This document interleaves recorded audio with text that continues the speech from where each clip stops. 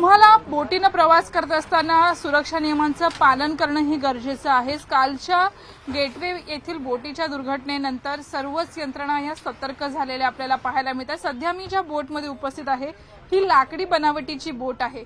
साधारणपणे एलिफंटा आणि मांडवा या संपूर्ण प्रवासामध्ये 80 जुन्या पद्धतीच्या या बोटी आपल्याला पाहायला मिळतात। सध्या या सर्व पॅसेंजर्सला आपण इकडे जर बघितलं तर सेफ्टीसाठीचे जॅकेट्स हे देण्यात आलेले आहेत।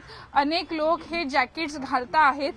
तुम्ही कुठे प्रवास करता आहात? खरं तर हे सेफ्टी जॅकेट प्रत्येकाला दिले जात आहेत, काय सांगाल?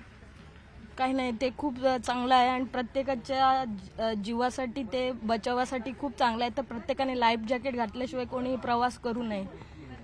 कालच्या घटनेनंतर तुम्हाला वाटतंय की सुरक्षेला जास्त महत्त्व दिलं पाहिजे? हां, प्रत्येकाने स्वतःहून पण प्रत्येकाने काळजी घेतली पाहिजे प्रत्येकाची, आणि जेणेकरून आपला बचाव होईल। आणि लाईफ जॅकेट घातल्याशिवाय कोणीही प्रवास करू नये। मी सुद्धा आत्ताच एंट्री केलेली आहे आणि मला सुद्धा जॅकेट ते आता घालणार आहे।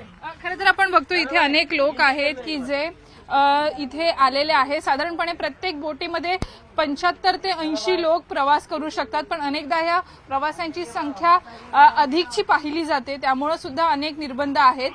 काही आणखीन लोक आपल्यासोबत आहेत। ज्यावेळेला प्रवास करतात त्यावेळेला सुरक्षेच्या बाबतीत काय वाटतं, काय उपाययोजना असायला हव्यात? आता हे लाईव्ह जॅकेट चालू केले ते आहे, ठीक आहे, पण तरी पण बोलताना काळजी घ्यायला पाहिजे।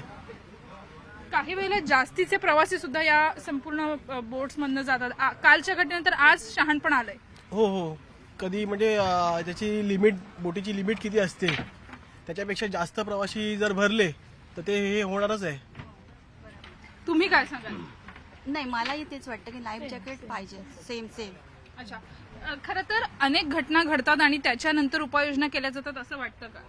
हो, हे खरं आहे। घडून गेल्यानंतर सगळे होतं, छानपणा येतं ना तसं झालेलं पण आहे। त्याच्या आधी जर सरकारने बोललं हे केलं तर म्हणजे बहुतेकांचे जीव वाचू शकतात। तुम्ही लाईफ जॅकेट घातलेलं नाहीयेत का? घाला। मी अजून मला भेटलेलाच नाही, मी आता जस्ट आलो।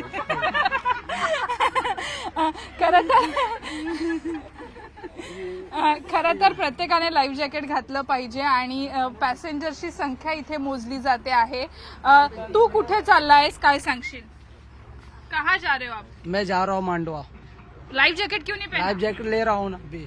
अच्छा, फोटो अच्छे नहीं आते? नहीं, आएंगे अच्छे। अनेकदा असं होतं की प्रवासादरम्यान फोटो चांगले येत नाहीत म्हणून लोक लाईफ जॅकेट घालत नाही, परंतु आयुष्यामध्ये काही फोटो नाही काढले तरी चालतील, पण सुरक्षित राहणं महत्वाचं आहे। आणि म्हणूनच आपण बघतोय की आता या सर्व बोटींवरती माणसांची काउंटिंग केली जाते, एका वेळेला किती लोकांना न्यायचं यासाठी सुद्धा निर्बंध घालण्यात आलेले आहेत। आणि या बोटीमधनं प्रवास करत असताना तुम्ही लाईफ जॅकेट घालणं सुद्धा तितकंच महत्वाचं आहे। व्हिडिओ दीपक सह सुस्मिता भदाणे पाटील, न्यूज 18 लोकमत, मुंबई।